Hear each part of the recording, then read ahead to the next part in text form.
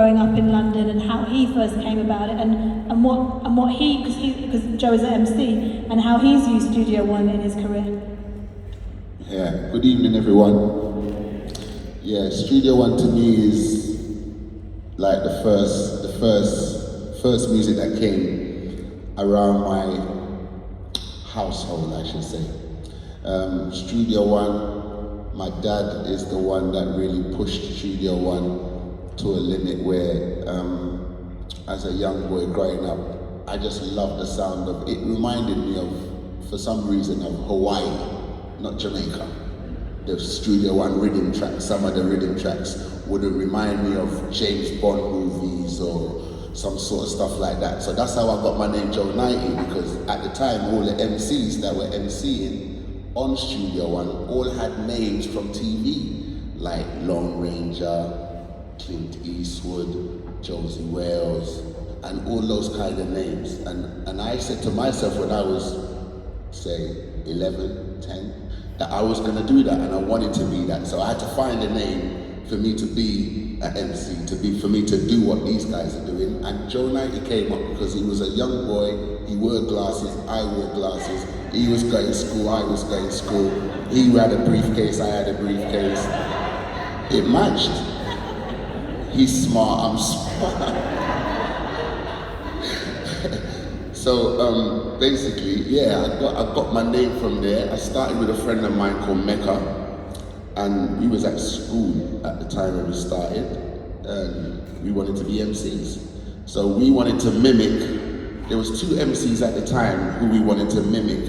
One was Clint Eastwood, who's here tonight, and one was General Saint. Now at that time, those were the two MCs in England that we, like I would see on Old Grey Whistle Test or something like that, and you would never see MCs on TV. You would never see that. My dad used to have them on cassettes. So when I used to hear Studio One, it would be the MCs in Jamaica on cassettes. I wasn't really getting the records like these men. I was getting the tapes of the, as they said, the downbeats, the King Atani, and some Jamaican sounds that they had in those times that I was young, just listening to these cassettes saying that one day I'm gonna be that. And so said, so done. By the age of 12, I was going to a club in the West End called People's Club.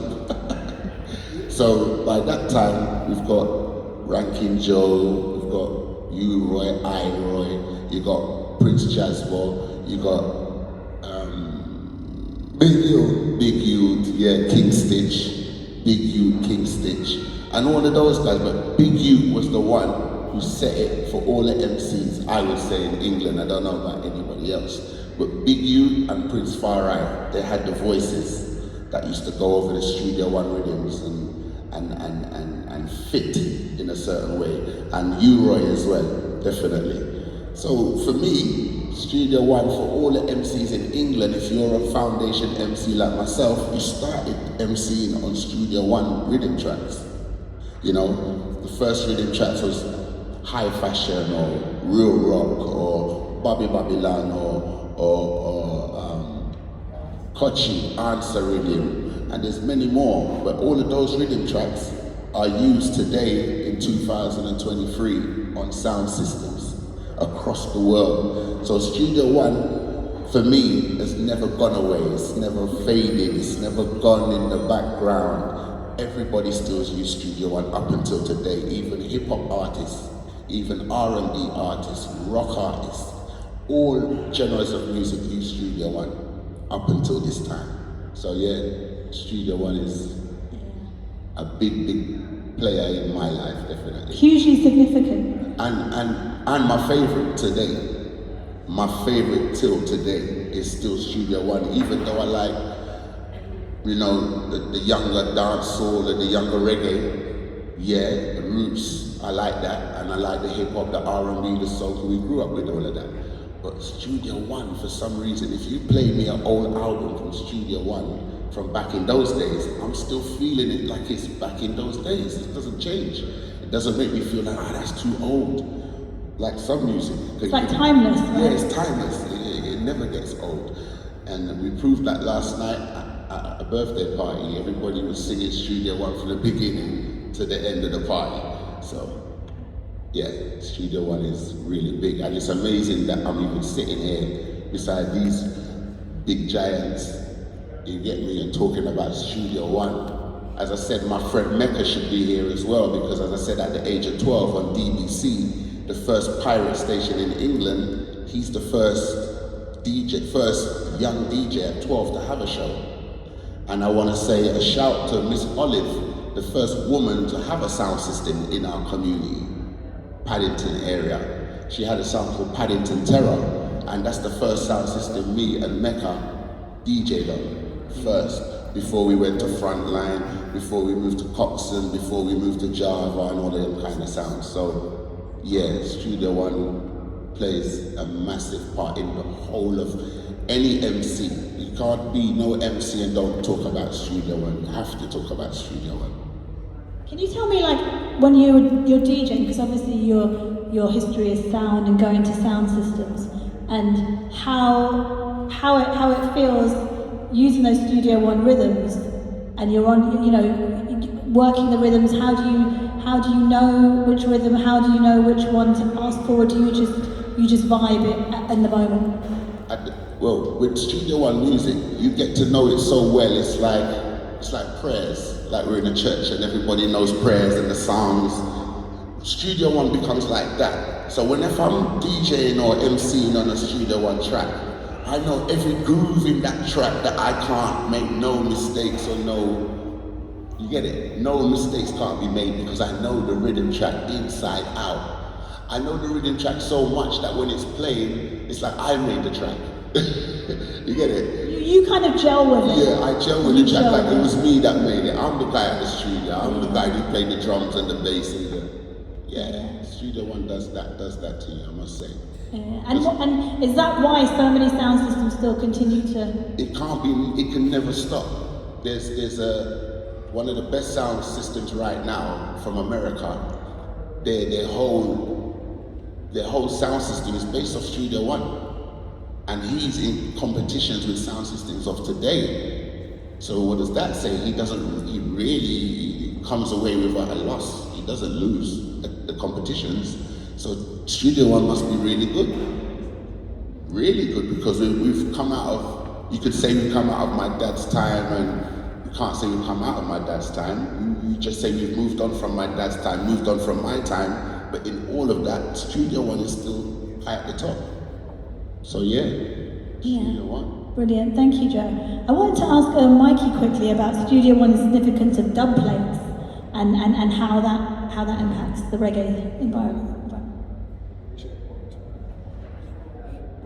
Okay. Yeah, you see, like, apologies for me jumping up like that, but one of the artists that's performing here later on, he's on his way and I have to talk to him because he don't know the way here, okay? Straighten that out first. Right, you see, with the dub plates now, most people want their dub plates on the Studio One rhythm, because Studio One rhythms are known in the sound system business as classic rhythms. When they say classic selection, as I said before, you know, you're going to hear a Studio One somewhere along the way, and everybody's familiar with the rhythms. And then it's all about what is being said over that rhythm. And if you got a sound system, whatever the name of that sound may be, you know, you're going to get a famous singer or somebody who's had a few hits, give them some money, and they'll sing that song and put your name in the song. So when you play it now, exclusively yours. Yeah. So you basically you have a bespoke track. That's what you have. That's what dub plates are. Tailor-made for your sound system. And you know, like when you have clashes, you know, it's like who's got the best artist with the best dubs, you know. And sometimes they only put it on, give you the intro, you hear 3 bars, and bam, they take it off. Okay, why were they kind of teasing you? We're not teasing you, but you know, it's like beat that. You know what I mean, guys? It's like playing dominoes. You slap it down, and you're like, okay, that's my hand. You could say that. Yeah, but you know, it's like, you know, like, this is what I got. You hear it? Now you. Let me hear what you are saying now. You know, like that kind of thing, yeah. And then that's how the sound systems will clash against you. Yeah, well, I mean, if you ain't got no, I mean, you do have revived clashes, which like, who's got the best old tunes, but I mean, you know, when you talk about clash, you know, like sound system clash, you gotta have your dub plates with the artists that the people want to hear, you know? But it's very rare you hear more than a minute, because if there's a sound clash going on, don't go to expecting to catch a woman and say, may I have this dance? There you have it. It's not a romantic date night. I should start in front of you, then take off the tune. What you say now? To the next song, you know? Okay. I wanted to ask you real quickly as well about the sound systems and the significance of how that was to continue to carry Studio One across the UK. As I say, Studio One is foundation. You know, as I say, you know, like the great Clement Dot, you know, I mean, he was a pioneer. And most of the people that made it big passed through Studio One before they make it big. You know, it's like the university of music. You go there, they had all of the best musicians. As Mandingo said already, people like Jackie Mittu.